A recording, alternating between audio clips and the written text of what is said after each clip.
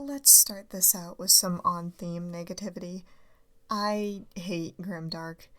While its progenitors, like The Watchmen, are really interesting pieces of fiction that are overall well made, I honestly thought the whole genre was a pile of nihilistic garbage. Grimmdark is characterized by its lack of heroes, a hopeless world, and no good outcomes.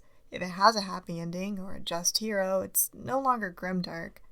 Typically, I found these rampant in superhero media and found the writing to be bland and overly edgy, full of fridging and lazy tricks just to make the reader feel upset or uncomfortable. Since I'm going to be talking mostly about video games in this genre, though, let's talk about a bad offender of Grimdark and video games that everyone loved anyway. Let's talk about Shadow of the Colossus. Yeah, the super beloved, critically acclaimed Shadow of the Colossus. I actually kinda hated it. There's technically 4 characters, counting the horse and the dead girlfriend, 2 if you only count the demon and the main character, Sad McAnime Boy, and the game fails to make you care about any of them except for maybe the horse. The whole game is set in an empty world that seems already dead as hell. You kill innocent creatures and get murked just to revive your girlfriend for it, and the end to be the end of the world anyway, and for her and your horse to probably just die again. And for what? It's not even bittersweet, because there's no sweet. The entire game feels like one big great job, asshole. And from the very intro cutscene, you know, nothing is going to go well.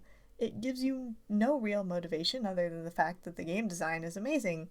And I will agree with everyone that gameplay-wise, it was extremely unique for its time, and the aesthetic of this game is undeniably beautiful. Shadow of the Colossus is a work of art.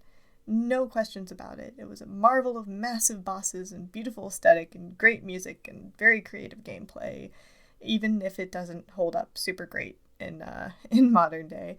As someone going into the gaming industry, it has every excuse in the book to be as clunky as it is because it was really boundary breaking for its time, so I'm not going to be rough on it gameplay wise. That isn't what this video is about. Genuinely, it is like a great work of art. I have a lot of issues with its writing, and I have a lot of issues with Grimmdark. That being said, you know, the game left no sense of satisfaction. I didn't play it myself because I've never owned a PlayStation of any kind, but I was in person with a friend who played it over at their house, and I couldn't understand the emotional impact of it at all, because it didn't show us anything of what was actually lost. Shadow of the Colossus being so universally loved kind of proved to me that I would just never like grimdark, hopeless stories like that. I just didn't get it. And then I played Hollow Knight. Hollow Knight is devoid of heroes or hope or a real happy ending, though some endings are less bad than others, and it's my favorite game ever. It is the first story game I actually finished. Ever. Hollow Knight was the very first one, and I loved every second of it. Maybe not the Watcher Knights, but that's beside the point. What made Hollow Knight so good? What made it different from the cheap gut stab of other Grimdark? Well, let's start with Hallownest, the intricate bug world that the game takes place in. By the time you arrive, it's all but dead. Few inhabitants remain, and many are starting to feel the painful effects of their withering kingdom.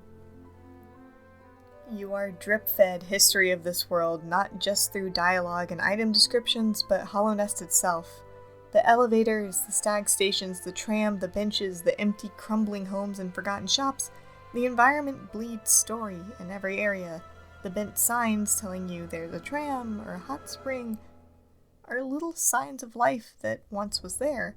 It paints a world worth fighting for, even though it's long gone. A world worth avenging. As you learn more about the infection and see it corrupt the world around you, the lengths that those before you had gone to stop it and failed, there was no cost too great, and yet the price they paid still wasn't enough. Now, it's your burden to bear, and you feel that weight of no cost too great. Throwing yourself at the radiance at Godhome, at anything to get that best ending, Hallownest is gone. It was gone long before you arrived, but you'll be damned if you let it all be for nothing.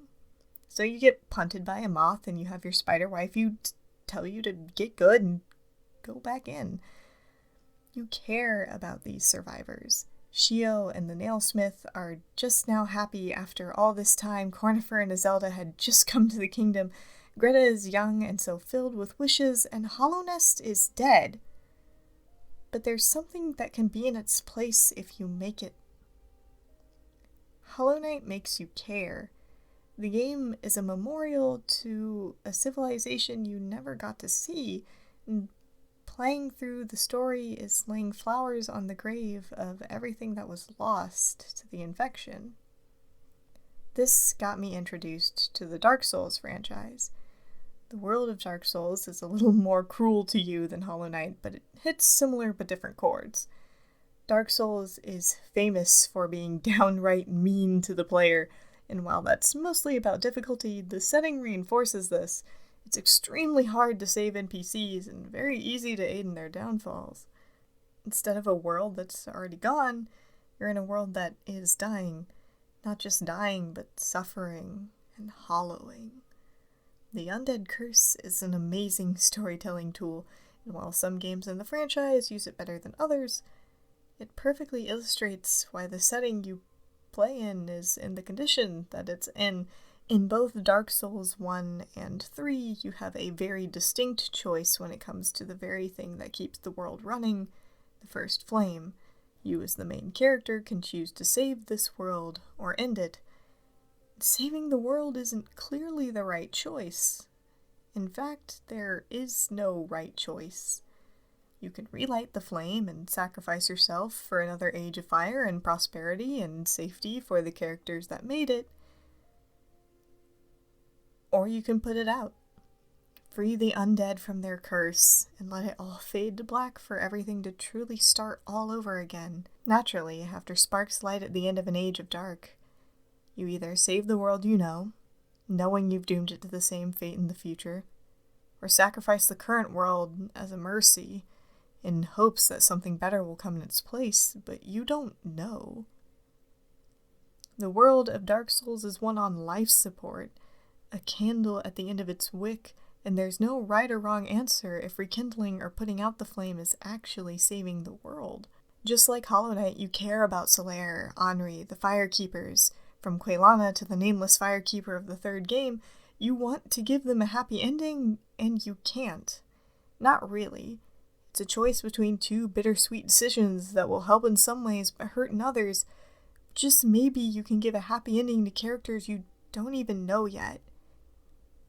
And that showed me a style and a way of grimdark storytelling that was heartfelt and well-written and painful, but it never felt pointless. Crossing the line into the horror genre from grimdark is shaky.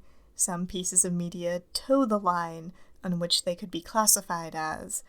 I struggle not to bring another wonderfully written FromSoft game into the conversation because it may very well be considered an action horror more than grimdark, but I love FromSoft, so let's talk about it anyways. Of course, I mean Bloodborne. Bloodborne is rife with eldritch horror and rule of cool storytelling in the bleak and unforgiving setting. Now, Bloodborne's setting makes sense in a way that's entirely non-realistic. It makes a not truly nihilistic approach because we aren't actually expecting anyone to turn into squid monsters. Bloodborne is probably actually the least far along in their end-of-the-world scenario. Many citizens are still okay, locked away in their homes. It's implied there are many more cooped up and temporarily safe than just the ones by the windows we can get the attention of. You meet innocent people, children, people who just now broke, like Father Gascoigne. You've walked in just a few weeks, maybe less, from when the straw finally broke the healing church's back. Hopeless, painful settings leave a lot of room to play around without accidentally spreading an everything is awful IRL when they have a healthy dose of fantasy. This is why actual true blue originator of the term grimdark, Warhammer, works so well. These stories that are rife with aliens, magic, and twisting-turning Alice in Wonderland logic lack the inherently negative impact more realistic works have on readers. And it's often why these works are considered not a true part of the genre, because some consider it a crucial part that there has to be a message like humans are bad or nothing actually matters. Excluding Warhammer from not being included. Of course Warhammer is included. We love you, Warhammer. And there are a lot of stories that aren't considered grimdark that have themes like everyone is bad and nothing matters, so I don't see why everything that is grimdark has to have those themes. Since the popularity of these games, many games have started taking from this style, and it's so potent for the growing nihilism in our culture, and it somehow turns it hopeful. You aren't fighting to save the world. Everything is already gone. But what's there after? Sometime in the future, life will go on, and that's what you're fighting for. It's the unsure chance that it will be better when you're gone. It holds a real-world potency, as most of us are conditioned to feel it's all hopeless. With megacorporations and warring governments, why even try as an individual? So that maybe the next individual does better. And the next one, and the next one, and the next one. And at the end of the day, there is no cost too great.